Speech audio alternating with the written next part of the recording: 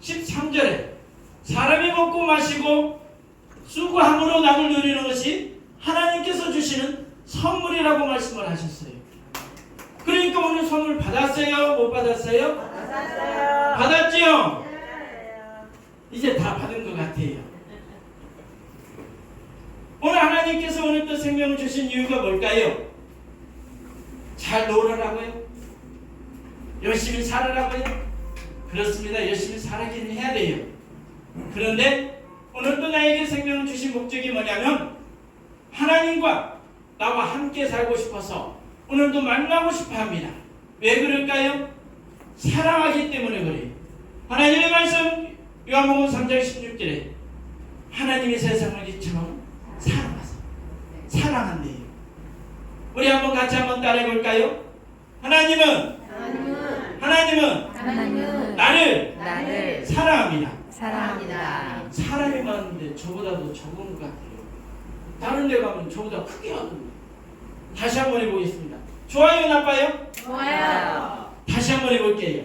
하나님은 좀 커진 것 같아요. 나를 사랑합니다. 누가 사랑한대? 하나님. 누구를 사랑한대? 나를. 왜 사랑할까요? 자녀. 방금 전에 말했잖아요. 함께 살고 싶어서. 이 땅에서뿐만이 아니라 영원 어디에서도요? 하나님 나라 천국에서까지 우리와 함께 살고 싶어서 오늘도 만나고 싶어서 문을 두들기고 있지만 내가 듣지 못하고 알지 못하기 때문에 내 마음대로 살아가고 내 뜻대로 살아가고 있었던 것입니다. 너무 안타깝죠.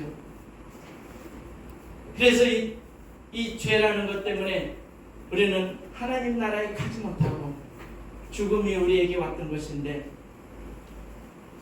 나는 모르고 있었어요. 죽으면 그만이지. 죽어봐야 알지. 이렇게 하고 살아가고 있었던 것이었습니다.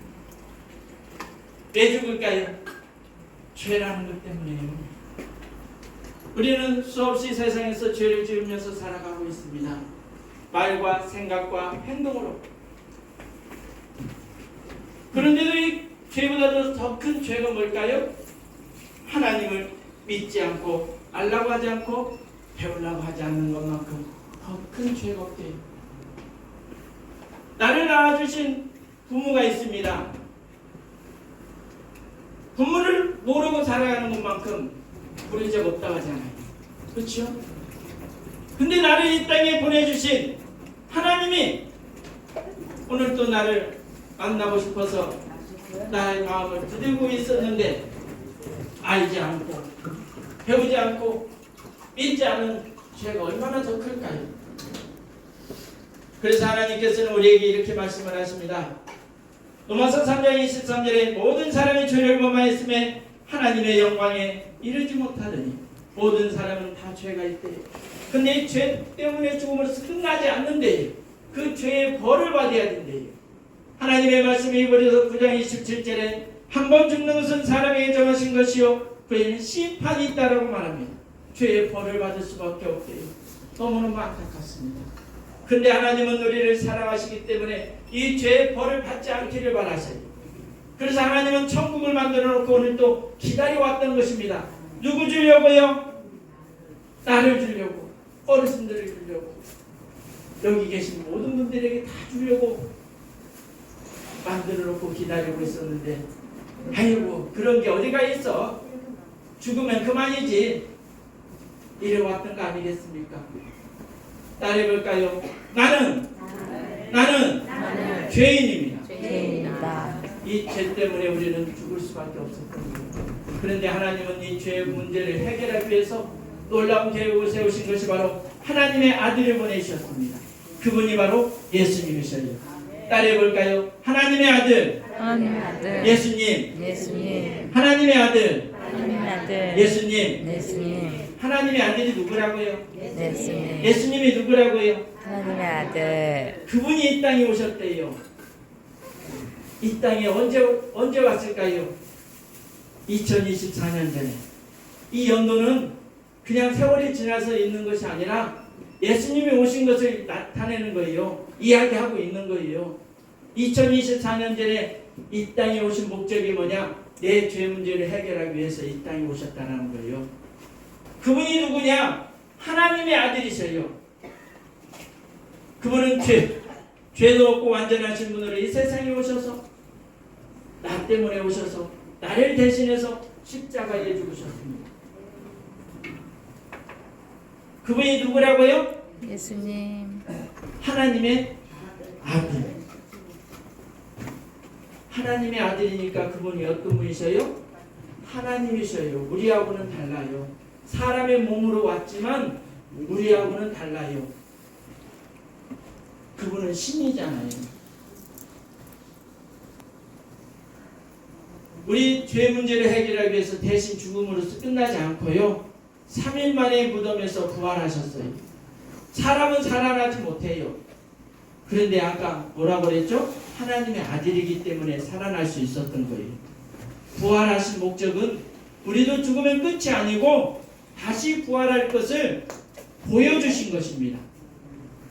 따라해볼까요? 예수님이 내 죄 때문에 십자가에 죽으시고 십자가에 죽으시고 3일 만에 3일 만에 부활했습니다. 부활했습니다. 이 사실을 하나님께서 믿을 거냐 안 믿을 거냐 지금 질문하고 있어요.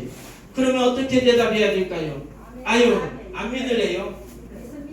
그냥 죽으면 그만이지요? 라고 할까요? 믿으면 어떻게 될까요? 하나님께서 이렇게 말씀을 하십니다. 요한복음 1장 12절에 영접하는 자, 곧 그 이름을 믿는 자들에게는 하나님의 자녀가 되는 권세를 주셨으니 영접하래요. 예수님을 내 마음에 모셔드리래요.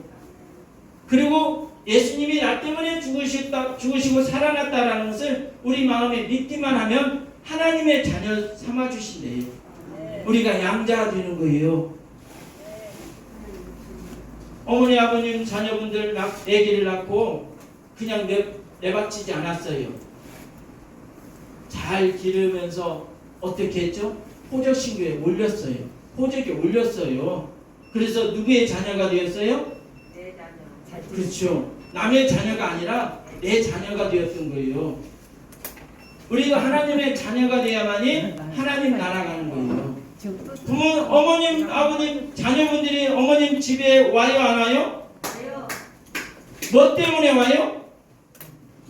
부모와 자녀 관계이기 때문에 오고 가고 하는 거예요. 맞죠? 그렇다면 우리도 하나님의 자녀가 되어야 되지 않을까요? 그러면 영접 기도를 해야 돼요. 왜요? 믿겠다라고 고백해야 되잖아요. 그러면 우리는 하나님의 자녀가 됩니다. 어떤 방법이 아니라 이게 하나님의 방법이에요. 우리는 뭐 돈을 주고 사는 게 아닙니다. 믿음이에요. 믿음 또한 하나님께서 주신 선물이라고 말했습니다. 우리 같이 한번 기도를 해요. 손을 가슴에 올리고요. 예수님을 마음에 모셔드리는 기도를 할게요. 따라해 보세요. 나는 하나님, 나는 죄인입니다. 나는 죄인입니다. 그동안 살면서 하나님을 믿지 않고 하나님을 믿지 않고 내 마음대로 살았어요. 내 마음대로 살았어요. 나의 죄를 용서해 주세요. 용서해 주세요. 예수님께서 예수님께서 내 죄 때문에 내 죄 때문에 십자가에 죽으시고 십자가에 죽으시고 사흘 만에 사흘 만에 부활하신 것을 부활하신 것을 내 마음에 내 마음에 믿겠습니다. 믿겠습니다. 예수님, 예수님 내 마음에서 시작. 하나, 둘, 셋, 넷.